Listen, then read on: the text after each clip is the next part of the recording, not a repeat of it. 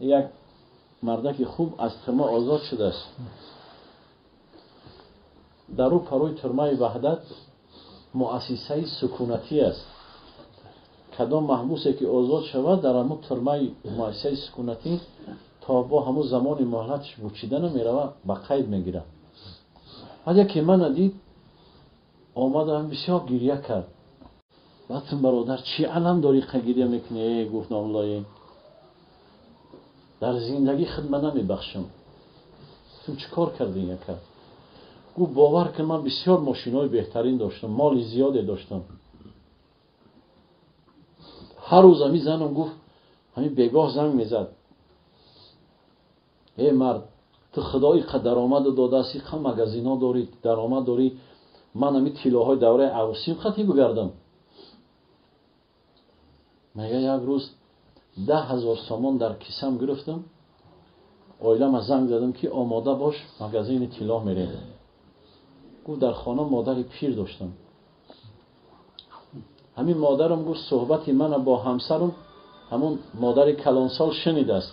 ای همسرم پرسیده که کیای زنگ میزنه؟ همسرم گفت نامی من نگرفته است. چی میگه؟ مادر که کلانسال گفته که من گفته است که لباسات پوش تماشا میره. این مادرکم در حال همین دویده اساچش قطی همون کستومچش پوشیده پیش در ایستاده است. میگه آمدم با ماشینم، ماشینای بلند.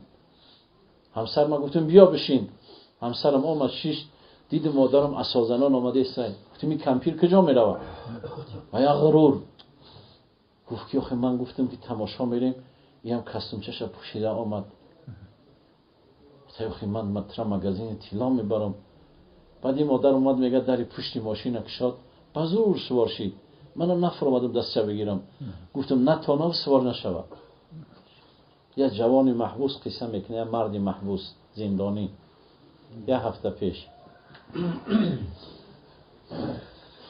بعد گفت رفتیم، من دستی همسر ما گرفتم دکانی طلا فروشی رفتیم. ای مادر من فراموش کردم. گفت چند مقدار طلاواری خریدیم با عوض 10,000 سامان. نزدی همون جوانی حسابچی آمدیم، در پیشش ماندم گفتم برادر حساب کن. این جوانم در حال حساب کرد، گفت 10,100 سامان. بسیار ناراحت شدم، عصبی شدم. گفتم چی با 100 سامان زیاد حساب میکنی؟ من یا تاجرم، میکنم مگزین دارم، ماشینای بهترین دارم. ای بچه تو از من 100 سامان نگیر. میگه جوان با حساب کرد، گفت 10,100 سامان. گفتم 100 سامان است که جا آوردی؟ گفت از همون بری همون طلاهای چله نقره برداشت. گفت آن همی ارزش یعنی 100 سامانه. میگه من ناراحت شدم، گفتم من باز همسر من نقره نخریدم، این خطا شده آمده است، من ندارم دیگه پول. میگه از پشتم یکی مادرم صدا کرد، بچه جانم امیره من گرفتم، اگر پول نداشته باشی لازم نیست. آخرتون باز به مگزین ها؟ میگه منم از این غضب نتوانستم پایان کنم، ندارم پول. گفتم 10,000 پول داره برای همسرش، 100 سامان نداره برای مادرش. میگه همین جوانی که سوداگر بود که آبای دیده شده، گفت که همین انگشترین برای مادر هدیه میکنم. گفتم چی به هدیه میکنی؟ گفت من یه ماشین که چه میدونی گذاشته، اگر مگزین طلا ما بتون دیگه خواب نمیخیزم. مادر بگذشت یک دیلاگاه نمان، یک دیده انتظار در راه نمان. گفت اینم فراموش شد، چلن همو هدیهش کرد، بعد دست سنه گرفت ماشین دست سوار شدیم آمدیم. یک روز گفت همین همسر و دوستام مالم بانکرات چیدم ترمم آوردن. گفت اینا همین 5 سال گفت در همین ترمم فقط یک کس دیداری من می آمد، همون مادری که یک چله نقره نخریده بودمش. هر ماشین همسایه را می گرفته که من برم بچه‌م ببینم با همون اساکش. گفت الله علمش در یک چیز است،